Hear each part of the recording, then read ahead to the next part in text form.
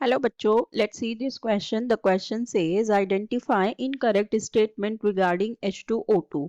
Option A, it can be prepared by acidifying BaO2 and hydrolyzing H2S2O8 and H2SO5. B, it is thermodynamically stable. C, it has non-planar structure. And D, it is oxidizing as well as reducing agent.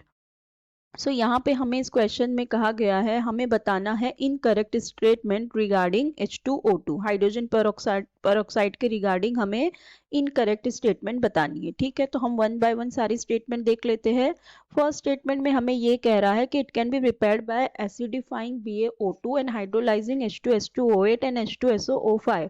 तो ये statement हमारी बिल्कुल ही correct है क्योंकि हम H2O2 को prepare कर सकते हैं बाय एसिडिफाइंग। अगर हम देखें इसका BaO2 का एसिडिफाइंग इसको मतलब एसिड के साथ रिएक्ट करवाते हैं तो मेनली हम लेते हैं डाइल्यूट H2SO4।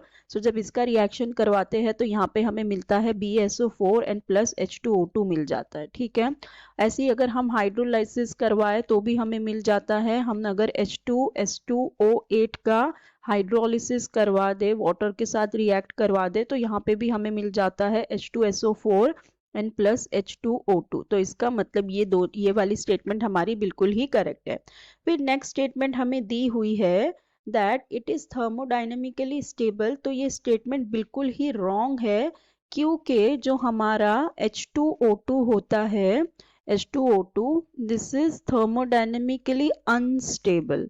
ये होता है थर्मोडायनामिकली अनस्टेबल। ठीक है, अगर हम इसकी रिएक्शन देखें तो ये होती क्या है, जो हमारा H2O2 लिक्विड फॉर्म में होता है, अगर हम इसको देखें तो ये रेडिली डिकम्पोज हो जाता है into water N plus O2 में। ठीक है, N प्लस O2। तो इसकी रिएक्शन कुछ इस तरह से होती है। तो इसका मतलब देखो ये अनस्टेबल होता है, ये जल्दी से डिकम्पोज हो जाता है वाटर और ऑक्सीजन में। तो ये वाली स्टेटमेंट हमारी रॉन्ग है और हमें रॉन्ग ही बतानी थी। बाकी स्टेटमेंट्स भी चेक कर लेते हैं। सी में हमें दिया हुआ है it has non planar structure. So ये स्टेटमेंट बिल्कुल ही करेक्ट है क्योंकि इसका स्ट्रक्चर देखो, अगर हम हाइड्रोजन पेरोक्साइड का स्ट्रक्चर देखें तो ये कुछ इस तरह से ओपन बुक का स्ट्रक्चर होता है। ठीक है, अब यहाँ पे अगर हम ऑक्सीजन की हाइब्रिडाइजेशन देखें तो ये होता है sp3 हाइब्रिडाइजेशन स्टेट में। तो sp3 हाइब्रिडाइजेशन स्टेट में होता क्या है, टेट्राहीड्रल स्ट्रक्चर। तो इसका होता क्या है, sp3 हाइब्रिडाइज्ड जो होते हैं वो कैसे होते हैं, ये नॉन प्लेनार स्ट्रक्चर ही होते हैं।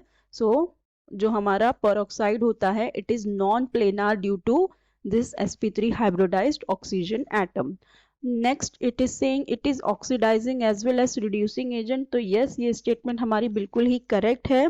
जो हमारा हाइड्रोजन पेरोक्साइड है ये एज अ ऑक्सीडाइजिंग एजेंट भी काम करता है और रिड्यूसिंग एजेंट भी काम करता है। तो ये स्टेटमेंट भी बिल्कुल करेक्ट है। तो हमें इनकरेक्ट वाली स्टेटमेंट बतानी थी, तो हमारी इनकरेक्ट स्टेटमेंट है बी वाली, that it is thermodynamically stable, which is not so. So हमारा करेक्ट ऑप्शन हो जाएगा option B. So I hope you understood it well. Best of luck, thank you.